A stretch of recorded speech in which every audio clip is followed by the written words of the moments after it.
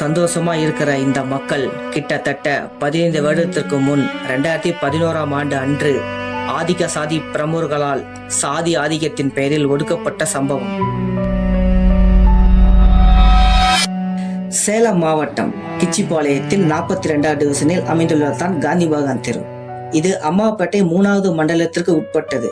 இங்கு அனைத்து சமுதாய மக்களும் வாழும் பகுதி. இதே பகுதியில் தான் காந்திமகன் தெருவும் உள்ளன.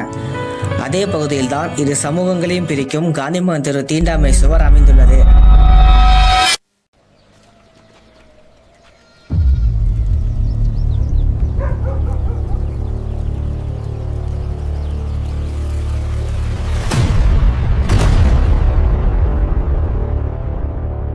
ஆயிரத்தி 1980களுக்கு முன்பு இந்த பகுதியில் எந்தவிதமான தீண்டாமை சுவரும் இல்லை.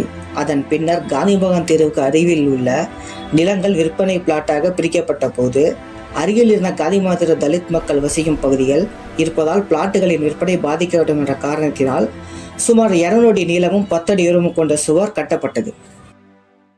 தடுப்பு சுவராக கருதப்பட்டாலும் பிளாட்டுகள் விற்பனை செய்யப்பட்டு வீடுகள் கட்டப்பட்ட பிறகு அந்த சுவர் நடைமுறையில் தீண்டாமை சுவராக மாறியது. நாளடைவில் அது 2 சமூகங்களை பிரிக்கும் நிரந்தர எல்லையாக செயல்பட தொடங்கியது.